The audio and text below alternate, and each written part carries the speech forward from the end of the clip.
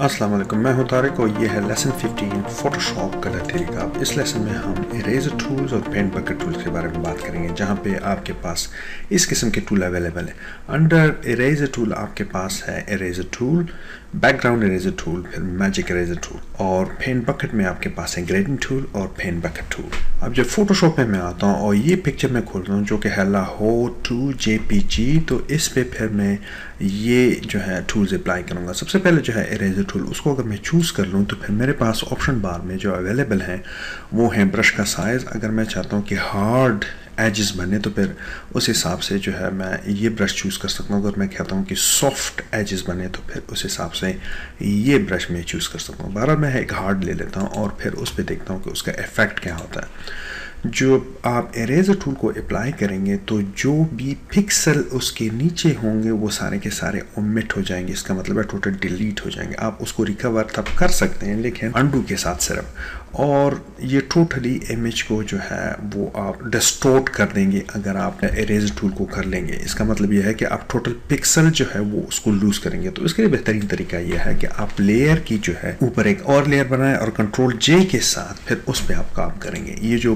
Background layer है ये preserve रहेगी। इसको मैं अनहाइड करता हूँ बैकग्राउंड लेयर को, और इरेजर टूल पे मैं इसको अप्लाई करता हूँ। जैसे मैं इसे इरेजर टूल अप्लाई करता हूँ तो जितने भी पिक्सल इस कर्सर के नीचे आ रहे हैं वो सारे के सारे डिलीट होते हैं। जितने भी आप ब्रश के साइज को बढ़ा देंगे फिर उस हिसाब से उतने सारे के सारे पिक्सल जाएंगे। जैसे ही मैंने क्लिक किया, इसको कंट्रोल Z करके मैं अंडू करता हूँ और वापस आता हूँ, फिर कंट्रोल Alt Z करके एक दो स्टेप पीछे आता हूँ उसको। अगर आप कंट्रोल Z करेंगे तो फिर एक स्टेप आगे पीछे आप जाएंगे, लेकिन अगर आप कंट्रोल Alt Z करेंगे तो फिर उसके साथ आप हर एक साइड के साथ एक स्टेप पीछे जाएंगे।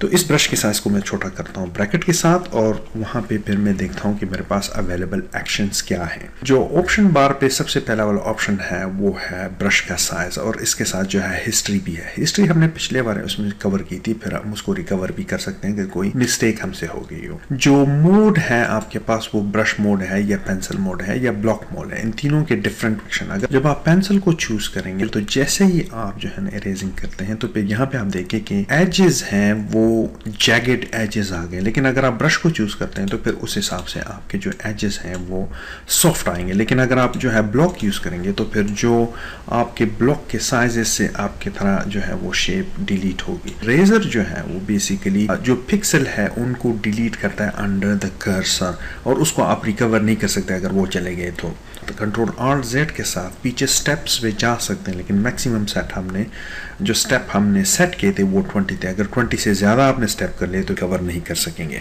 अब जो इरेजर टूल है आप उसको यूँ भी कर सकते हैं। अगर इसको मैं वापस जो है वो ब्रश में जाऊँ और जो इरेज टू हिस्ट्री है इसको मैं चूज़ कर लूँ तो फिर उससे मैं वापस जितनी भी डिलीशन मैंने की है उसको मैं रिकवर कर सकता हूँ। जैसे कि ये और सारा, और से पिक्चर पे जो है वो कोई या इमेज पे कोई इफेक्ट नहीं पड़ेगा, सारा का सारा रिवर्स हो जाएगा। तो आप इरेजर टूल से इस तरह का भी काम ले सकते हैं कि अगर आपने इरेज टू हिस्ट्री कर दिया तो फिर वो हिस्ट्री से वो सारे के सारे स्टेप वापस लेके जो है इमेज को रिकवर कर देते हैं।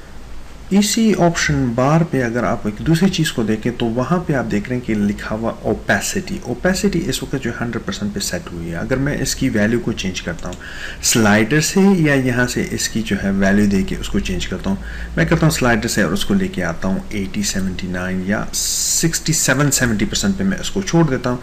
अब अगर मैं इसको रेस करता हूँ और ये टूल में यूज़ करता हूँ तो फिर आपके कलर्स की ओपेसिटी सिर्फ जाएगी, ना कि पूरा का पूरा कलर जाएगा। अगर मैं यहाँ पे जो है इरेज टू हिस्ट्री को अनचेक करके फिर इस पे कर देता हूँ तो फिर आप देख रहे हैं कि यहाँ पे थोड़ा सा ब्लूइश कलर रह जाता है, क्योंकि वो पूरा का पूरा नहीं जाता, क्योंकि आपने ओपेसिटी जो है वो 100% चूज़ नहीं की हुई है। इसको फिर जाके मैं इरेज टू हिस्ट्री करता हूँ, उसको क्लिक करा के वापस उस चीज़ को लेके आता हूँ जो कि जितना मैंने उससे डिलीट किया हुआ था। अगर चूंकि ओपेसिटी उसकी 70% सेट हुए इसलिए आप देख रहे हैं कि उसकी ओपेसिटी 70% के हिसाब से उसका रंग आ गया, लेकिन अगर मैं उसकी ओपेसिटी 100% रखता हूँ तो फिर उस हिसाब से पूरा का पूरा कलर जो है आपके पास आ जाएगा।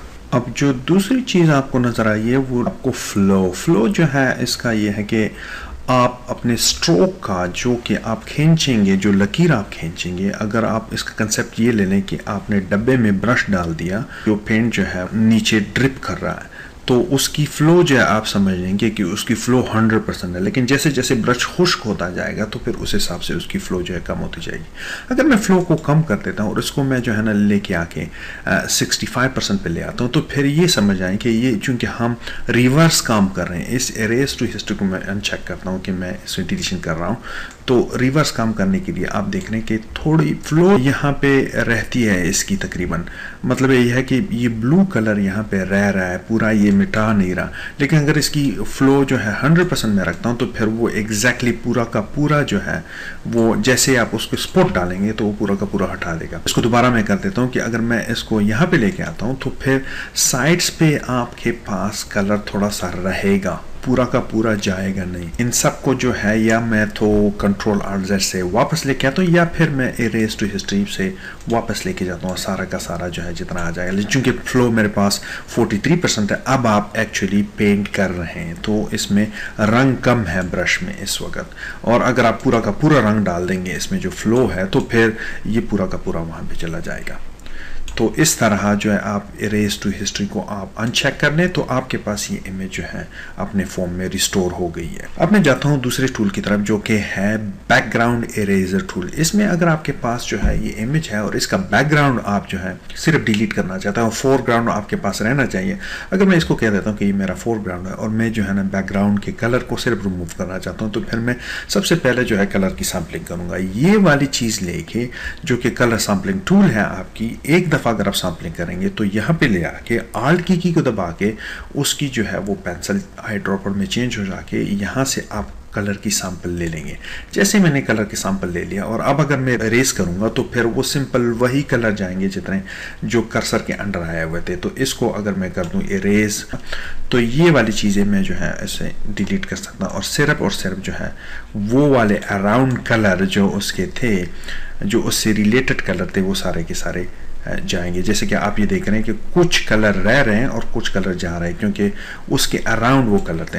अगर मैं दूसरा सैंपल कलर ले लेता हूँ और Alt के साथ इसको कर देता हूँ यहाँ पे, तो फिर मैं वो सारे के सारे कलर इससे जो है डिलीट कर सकता हूँ इस हिसाब से। जब हम मास्किंग में जाएंगे तो फिर ये टेक्निक हम यूज़ नहीं करेंगे क्योंकि इसमें कलर्स जो है वो रह जाते हैं और इमेज जो आप एक्सट्रैक्ट करना चाहते हैं वो प्रॉपरली नहीं आती। ये नॉर्मली आप यहाँ से स्टार्ट ले सकते हैं, लेकिन ये प्रॉपर एग्जैक्ट उसके लिए आप उसको इरेजिंग के लिए यूज़ नहीं कर सकते। इस वक्त ऑप्शन बार पे आप ये चीज़ भी देख रहे हैं कि लिखा हुआ है लिमिट्स और लिखा हुआ है कॉन्टिग्यूअस और लिखा हुआ है साथ में टॉलरेंस। क्योंकि ये पिछले लेसन में हम कवर कर लिए थे तो इसलिए आप कंसेप्ट जो है आपका क्लियर होना चाहिए इस चीज़ में। और जो है यहाँ पे फिर आके मैं कहूँगा तीसरा वाला जो कि है मैजिक इरेजर टूल। सबसे पहले मैं इन सबको अनडू करता हूँ या सिंपली जो है मैं इस लेयर को ले आके डिलीट करता हूँ और एक नया लेयर कंट्रोल J के साथ बनाता हूँ और वहाँ पे जाके मैं फिर चेक करता हूँ। जो मेरे पास ऑप्शन बार में है, एक तो टॉलरेंस आया हुआ है, फिर साथ में ये कॉन्टिग्यूअस और सैम्पल ऑल लेयर्स ये आया हुआ है और साथ में ओपेसिटी आई हुई है।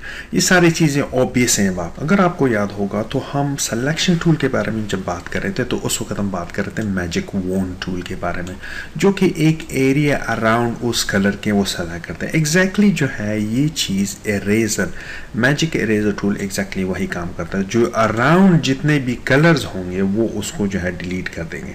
अब मैं इसको जो अनचेक करता हूँ कि वो मुझे जो टॉप का लेयर है वो विजिबल नज़र आना शुरू हो जाए, तो जितने भी इसके अराउंड जितने कलर हैं फिर उसने वो उसको डिलीट कर दिया। तो अगर मैं इसको कंट्रोल D करता हूँ और मैं सिलेक्शन से वापस आता हूँ तो फिर जितने भी कलर्स इस रेंज में आएंगे इसके अराउंड, इस माउस के अंदर जो क्लिक पॉइंट है तो उसके अराउंड वो सारे के सारे कलर जो है वो डिलीट कर देगा। और इस तरह जो है मैजिक वॉन्ड टूल की तरह ही आप इस चीज़ को यूज़ कर सकते हैं। तो ये थे आपके ये वाले इरेजर टूल के बारे में। अब हम जाएंगे बकेट टूल के बारे में, जहाँ पे दो कॉम्बिनेशन है आपके पास। एक तो है पेंट बकेट टूल और दूसरा है ग्रेडियंट। मैं सबसे पहले इस पेंट बकेट टूल को लूँगा कि इसको मैं सेलेक्ट करके फिर अप्लाई करूँगा। यहाँ पे जो पेंट बकेट टूल है वो कलर लेगा जैसे कि आपके पास एक पेंट का डब्बा है और उसमें पूरा का पूरा कलर पड़ा हुआ है। यहाँ से आप कलर उठाएंगे और कलर पैलेट में जाएंगे, फिर वहाँ से कोई भी कलर से सपोज करके मैं रेड ले लेता हूँ, वहाँ पे चूज़ करके फिर ओके कर देता हूँ। तो सारा का सारा जो है अब इस वक्त फोरग्राउंड कलर आपका रेड चूज हुआ है। जैसे ही ले जाके इस पे मैं छोड़ देता हूँ तो जितना भी कलर आपका है जिस एरिया पे आप क्लिक करेंगे और उसके रिलेटेड जितने भी पिक्सल होंगे वो सारे के सारे जो है उस कलर में फोरग्राउंड कलर में चेंज हो जाएंगे। अगर मैं यहाँ पे कर देता हूँ तो इसके रिलेटेड जितने भी कलर हैं जिस किस्म के हैं वो ले लेंगे। ये सबसे आप समझ जाए कि आसान टूल है क्योंकि आप फिल करेंगे इसको साथ। तो ये जो है बेसिकली फिल के लिए यूज़ होता है और वो एक्चुअली फोरग्राउंड कलर लेगा जो कि फोरग्राउंड कलर आप उसको चूज़ करना। सिमिलरली अगर आप कोई सिलेक्शन लेना चाहिए और सिलेक्शन एक मार्की की मैं लेता हूँ रेक्टेंगुलर और मैंने लेके जो है कलर उसका चेंज कर दिया, जैसे सपोज करके ब्लू मैंने कर दिया उसका और कहीं पे ओके करके फिर इसमें मैं ड्रिप कर देता हूँ उसको, तो फिर वो सारा का सारा सिलेक्शन जो है वो उससे भर जाएगा। तो पहले मैं जो है कंट्रोल डी करता हूँ कि वो सिलेक्शन मेरी अनसेलेक्ट हो जाए, फिर मैं इसको ले आके जो है इसमें डब्बे में डाल देता हूँ और एक नया लेयर में बनाता हूँ कंट्रोल जे के साथ। जैसे ही मैंने लेयर बना लिया तो फिर मैं अब जाऊँगा और यहाँ पे इस टूल पे मैं थोड़ा सा ज़्यादा वक्त लगाऊंगा क्योंकि ये वही टूल है जिससे हम मोस्टली बहुत सारे काम लेंगे और ये है ग्रेडियंट टूल। अब ग्रेडियंट करने के लिए हमें दो कलर लेने होंगे, जैसे कि मेरे पास एक लेफ्ट साइड पे एक कलर और दूसरा ये है। अगर मैं इनको जो है करीब लेके आता हूँ फिर एक दूसरे के ऊपर फेंक देता हूँ और उसको थोड़ा सा मल देता हूँ तो जो एक कलर दूसरे में डिफ्यूज होगा फिर उस हिसाब से जो कलर आपको मिलेगा जो दरमियान में कि एक कलर थोड़ा सा गया हुआ है और दूसरा कलर दूसरे तरफ से आया हुआ है, जो इफेक्ट आपका बनेगा वो आपका होगा ग्रेडियंट। इसका ये मतलब हुआ कि एक कलर दूसरे कलर में मिक्स होके डिफ्यूज होके गया। अगर जैसे कि मैंने ग्रेडियंट चूज किया हुआ है तो यहाँ पे ऑप्शन बार में आपके पास बहुत सारे ऑप्शन अवेलेबल। सबसे पहले जो आपके पास है वो है ग्रेड, जिसमें से आप कलर चूज करेंगे। जो यहाँ पे ये चीजें पड़ी हुई इसको कहेंगे कलर स्टॉप्स। यह आपका एक कलर स्टॉप है जहाँ पे आप उसको एक कलर चूज करते हैं और दूसरी तरफ से दूसरा कलर आप चूज करते हैं। तो फिर इस हिसाब से जो है दो कलर स्टॉप आपके पास मिनिमम होने चाहिए अगर आपने ग्रेडियंट बनाने हो। जो ऊपर वाले स्टॉप्स आपके पास है ये वाला स्टॉप और ये वाला स्टॉप, ये दो कलर्स की ओपेसिटी को जो है कंट्रोल करता है। ये वाला जो है इसकी ओपेसिटी को कंट्रोल करता है और ये वाला जो है इसकी ओपेसिटी को कंट्रोल करता है और ये इसमें इसका मिडल पॉइंट है जहाँ पे दोनों बेसिकली मिलके खत्म हो जाते हैं। इसका मिड पॉइंट होगा ओपेसिटी का। बैकग्राउंड जो है उसका मैंने रखा हुआ है कि ये ट्रांसपेरेंट होना चाहिए, लेकिन आप एक दूसरा कलर भी चूज करते हैं जिसका बैकग्राउंड जो है वो ट्रांसपेरेंट ना हो बल्कि एक सॉलिड बैकग्राउंड हो। फोरग्राउंड तो ये होगा कि फोरग्राउंड से लेके बैकग्राउंड में कलर जा रहा है। ये आपका फोरग्राउंड का कलर है और ये आपका बैकग्राउंड का कलर है। तो बैकग्राउंड और फोरग्राउंड आपस में डिफ्यूज होके जा रहे हैं और वो एक ग्रेडियंट बना रहे हैं। ये आपके पास प्री फॉर्म ग्रेडियंट पहले से बने हुए हैं। सिंपल आपने कलर चेंज करना है। अगर आपके पास एक डिज़ाइन है जिसमें से आपके पास ब्लैक टू वाइट गया हुआ है तो फिर आप वही यूज कर सकते हैं। अगर ट्रांसपेरेंट आपने यूज़ करना है तो ये करना है। तो सारे के सारे आपके पास ग्रेडियंट है। अब इस वक्त मैं जो है इस ग्रेडियंट पे आता हूँ जहाँ पे मेरे पास बहुत सारे स्टॉप बने हुए हैं। ये स्टॉप है इस वक्त 5 स्टॉप बने हुए हैं और इस किस्म के और जो अगर आपने एक स्पेशल इफेक्ट क्रिएट करना है जिसमें से 3 डिफरेंट कलर आपने देने हैं या 4 कलर देने या इस किस्म के आपने देने हैं तो फिर आप यहाँ से लेके फिर इनके कलर्स को आप चेंज कर सकते हैं। अगर मैं इसके कलर को चेंज करूँगा तो मैं फिर स्टॉप्स पर क्लिक करूँगा सबसे पहले और जो है इसकी कलर ये आप इस पर क्लिक करेंगे तो फिर आपके पास जो कलर पैलेट आपके पास खुल जाएगा और वहाँ से आप कोई भी कलर चूज़ कर सकते हैं। से फॉर एग्जांपल मैं ब्लू लेता हूँ और वहाँ से मैं इसको ओके कर देता हूँ तो फिर आपके पास जो फर्स्ट कलर है स्टॉप का वो आ जाएगा आपके पास ब्लू। अब जब मैं इस पे कलर स्टॉप पे मैं क्लिक करता हूँ तो मेरे पास ये वाला जो है ये पॉइंट जो होता है ये है मिड पॉइंट जहाँ पे दोनों कलर बेसिकली मिल रहे हैं और ये इन दोनों कलर का मिड पॉइंट है। इसमें मैं क्लिक करता हूँ तो फिर मैं इसकी लोकेशन को भी चेंज कर सकता हूँ कि 100% लोकेशन मैंने रखनी है तो फिर वो उस तरफ मूव हो जाएगा लेफ्ट साइड पे। चूँकि मैं इसकी लोकेशन जो है 50% पर रखना चाहता हूँ कि वो दो कलर 50 एक तरफ हो कलर और 50% दूसरा कलर आके दोनों मिल जाए तो फिर वो एग्जैक्टली मिडल में मिलेंगे। लेकिन मैं एक इफेक्ट क्रिएट करना चाहता हूँ तो फिर मैं इसको मूव भी कर सकता हूँ, यहाँ पे वैल्यू भी दे सकता हूँ। इसको अगर मैं मूव करा के यहाँ पे ले आता हूँ तो आप देख रहे हैं कि एक किस्म की शाइन यहाँ पे आ जाती है। तो अगर आपने शाइन क्रिएट करनी है तो फिर आपने बेसिकली एक कलर जो है उसकी मूवमेंट जो स्टॉप है मिड पॉइंट है जहाँ पे आप चाहते हैं कि वो स्टॉप दो कलर की कम्बिनेशन मिले वहाँ पे तो फिर आप यहाँ से इसको मूव कर सकते हैं यहाँ से यहाँ तक या यहाँ से यहाँ तक। तो ये आप पे अगर मैं फिर इसको कर दूँ तो फिर ये दोनों इसके और इसके दरमियान जो स्टॉप्स हैं वो कहाँ पे पड़े हैं वो डिफाइन हो जाएंगे। तो इस तरह आप इस कलर को भी चेंज कर सकते हैं। अगर मैं क्लिक कर दूं और यहाँ पे डबल क्लिक करा के फिर दूसरा कलर में ले लूँ जैसे कि येलो और इसको ओके कर दूं तो फिर आपके पास ये वाला इफेक्ट आ जाएगा। और कलर जो है आप यहाँ से इसकी चूज़ कर सकते हैं जैसे मैंने बात की। और सिमिलरली यहाँ से भी आप इसको चूज़ कर सकते हैं कि ये आप फोरग्राउंड कलर रखना चाहते हैं या बैकग्राउंड कलर रखना चाहते हैं। मैं फोरग्राउंड लेना चाहता हूँ तो फिर वो फोरग्राउंड का कलर यहाँ पे आ जाएगा जो कि यहाँ था। और अगर मैं बैकग्राउंड का कलर लेना चाहता हूँ तो फिर वो जो वाइट एक्चुअली बैकग्राउंड कलर था वो यहाँ पे आ जाएगा। तो इस किस्म से आप इसको कंट्रोल कर सकते हैं। इसकी ओपेसिटी जो है आप इसको कंट्रोल कर, अगर इसमें मैं क्लिक कर दूँ तो ओपेसिटी बेसिकली इसका मिड पॉइंट है यहाँ पे मिला हुआ है। तो इसकी ओपेसिटी जो कलर की ओपेसिटी है वो आहिस्ता आहिस्ता इसमें से आ जाएगी। अगर आप एक थीम बना लें इस किस्म की ग्रेडिंग के साथ तो फिर आप उसको कोई नाम भी दे सकते हैं। कोई भी नाम आप दे दें इसको, आपने जो है वो कस्टम रखा हुआ है इसको, लेकिन कोई नाम आप उसको दे सकते हैं और न्यू के साथ उसको आप क्लिक कर देते हो। अगर मैं न्यू के साथ इसको कर देता हूँ तो फिर वो कस्टम कलर जो मैंने बना दिया वो यहाँ पे इस स्वॉचेस में जो है वो ऑलरेडी जो प्रीसेट है उसमें ऐड हो जाएगा इस किस्म के साथ कि उसका नाम जो है वो कस्टम होगा, लेकिन कोई भी नाम आप उसको दे सकते हैं। इस वक्त जो है मैं वापस आता हूँ और इसको कैंसिल करता हूँ क्योंकि मैं यहाँ पे कुछ नहीं चाहता। इस वक्त जो लीनियर ग्रेडियंट है इस वक्त जो मैंने सेलेक्ट किए हुए हैं इस किस्म के, लेकिन मैं ड्रॉप डाउन मेन्यू से कोई और सिलेक्शन ले सकता हूँ और मैं चाहता हूँ इस वक्त कि मैं फोरग्राउंड से बैकग्राउंड वाला ले लूँ और उसको सेलेक्ट करा के मैं इस पर क्लिक करूँगा। सबसे पहले जो है वो मैं ऊपर जाता हूँ और वहाँ पे मैं शिफ्ट के साथ इसको दबा के नीचे ले आता हूँ, शिफ्ट के साथ नीचे ले आता हूँ तो पूरा का पूरा कलर जो है उस पर ऊपर चढ़ जाएगा। अब शिफ्ट के साथ आप यूँ कर सकते हैं कि अगर प्रॉपरली एक लाइन में स्ट्रेट में आप जाना चाहते हैं तो फिर शिफ्ट के साथ आप उसको करेंगे। शिफ्ट के साथ मैं लेफ़्ट से राइट जाता हूँ तो फिर ये लेफ़्ट से राइट वाला ग्रेडियंट मुझे पूरा का पूरा मिलेगा।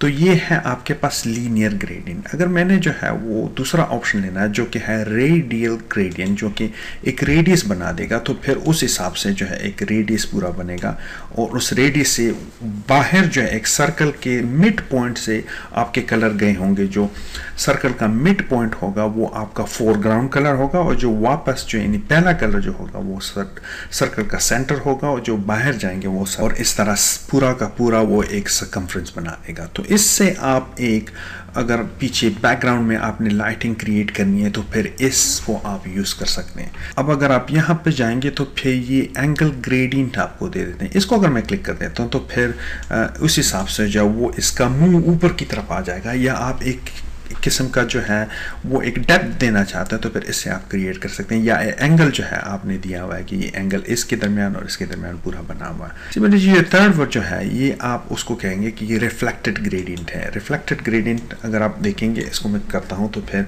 आपको नजर आएंगे कि ये जो है एग्जैक्टली इस तरह बना हुआ है, लेकिन ये ऊपर को उठा हुआ है जैसे कि। और फिर ये आखिरी वाला जो इसको मैं क्लिक कर देता हूँ तो फिर आपके पास का डायमंड ग्रेडियंट। इस तरह ओपेसिटी आप उसकी कंट्रोल कर सकते हैं, ट्रांसपेरेंसी भी कंट्रोल कर सकते हैं। इसको अगर मैं लेता हूँ और इस लेयर को मैं डिलीट कर देता हूँ और ले आके जो है ना इसमें बिन में मैं डाल देता हूँ और अब मैं जो है जो मैंने यूज़ करना है वो मैंने यूज़ करना है ये वाला ग्रेडियंट। फर्स्ट कलर है उसका वो होगा एक कलर और दूसरा कलर जो है आपका ट्रांसपेरेंट होगा। अगर हमने कोई शेड्स वगैरह देने होंगे तो फिर इस चीज़ को हम यूज़ करेंगे। मैं सबसे पहले जो है इन कलर्स को चेंज कर देता हूँ, डबल क्लिक करूँगा और मैं पैलेट में आऊँगा तो फिर जो कलर स्टॉप है उसको मैं क्लिक करा के मैं एक कलर ले लेता हूँ, जैसे कि डबल क्लिक करा के पैलेट पे आता हूँ और यहाँ से मैं लेता हूँ येलोविश कलर। येलोविश कलर लेके फिर मैं ओके कर देता हूँ और यहाँ पे मैं बैकग्राउंड का जो कलर है इसको भी मैं चेंज करता हूँ। मैं वाइट नहीं लेता बल्कि मैं टोटली इसकी एक वाइट कलर ले देता हूँ और फिर इसको ओके कर देता हूँ। कंट्रोल जे के साथ एक नया लेयर उस एग्जैक्टली कॉपी बना लेता हूँ और फिर आके मैं वो क्रिएट करता हूँ। अगर मैं दूर से ले आके उसको छोड़ देता हूँ तो इफेक्ट जो पिगमेंट्स ऑफ कलर होंगे वो थोड़े रहेंगे। इसको कंट्रोल जेड कराता हूँ, मैं नज़दीक से ले आता हूँ तो फिर वो डीपन होंगे, ज़्यादा से ज़्यादा आपके पास जो है वो इफेक्ट डेंस होगा और इस किस्म के साथ आप उसको ग्रेडिंग क्रिएट कर सकते हैं। जब मैं नीचे लेके आता हूँ तो ये हो जाएगा। इसको कंट्रोल जेड करा देता हूँ और इस पूरे आल्ट जेड फिर करता हूँ कि वो दूसरा स्टेप भी चला जाए। इसको फिर मैं सेलेक्ट करता हूँ, इस पूरे के पूरे बैकग्राउंड को मैं सेलेक्ट करता हूँ और एक मार्की टूल्स में ले लेता हूँ या फिर मैं पॉलीगॉनल लासो टूल ले लेता हूँ और उससे मैं पूरे के पूरे जो है सिलेक्शन लेता हूँ। इसको मैं जूम इन करता हूँ और जाके वहाँ पे ये वाले इफेक्ट में पूरा का पूरा ले लेता हूँ। अगर मैं ले लेता हूँ यहाँ पे और सिलेक्शन, या आप देख लें कि मैं जो सिलेक्शन जो है वो रफ ले लेता हूँ क्योंकि इस वक्त हम सिलेक्शन की चीज़ नहीं सीख रहे, टोटली प्रिसिशन बाद में हम सीखेंगे। जब सिलेक्शन को आप क्लोज करेंगे तो आपके पास जो सिलेक्शन आएगी वो इस किस्म की होगी। इसको अगर मैं जो है डिलीट कर दूं या कुछ कर दूं, या सिंपली इसी पे में ही वो चीज़ अप्लाई कर दूं ग्रेडियंट, तो फिर वो आ जाएगा आपके पास ग्रेडियंट कलर। इसको मैं ले आके इसे ग्रेडियंट चूज़ करता हूं और ग्रेडियंट जो पहले मैंने बनाया हुआ था उसी पे ही मैं इस ग्रेडियंट को जो है ना अप्लाई करता हूँ। जब मैं ग्रेडियंट अप्लाई करता हूँ तो शिफ्ट के साथ फिर मैं उसको अप्लाई करता हूँ। शिफ्ट को होल्ड रखा हुआ है मैंने क्योंकि मुझे स्ट्रेट लाइन में ग्रेडियंट चाहिए, और उसको मैं ले आके नीचे ले आता हूँ तो वो इफेक्ट आपके पास आ रहा है। इसको मैं और डेंस बनाने के लिए ऊपर से ले आता हूँ तो ये पूरा का पूरा इफेक्ट मुझे आ जाता है। कंट्रोल डी कर लें इसको डी सेलेक्ट करने के लिए, और इस किस्म के साथ आपको ये जो है ग्रेडियंट थ्रू आउट वो पिगमेंट अंदर को गए हुए वो डिफ्यूज होके दूसरे कलर में जो है ना मिक्स हो गए हैं। तो इस तरह जो है वो ग्रेडियंट और पेंट बकेट टूल में ये डिफरेंस है कि पेंट बकेट पूरा का पूरा जो है वो आपका कलर उसमें स्पिल ओवर कर देता है, और जो ग्रेडियंट है वो बेसिकली एक कलर जो है ना दूसरे में डिफ्यूज कर देता है। अब नेक्स्ट लेसन में हम इन चीज़ों के बारे में बात करेंगे जो कि है ब्लर टूल, और जो है ये है डॉच टूल्स के बारे में हम बात करेंगे। तो नेक्स्ट लेसन पे मिलते हैं, तब तक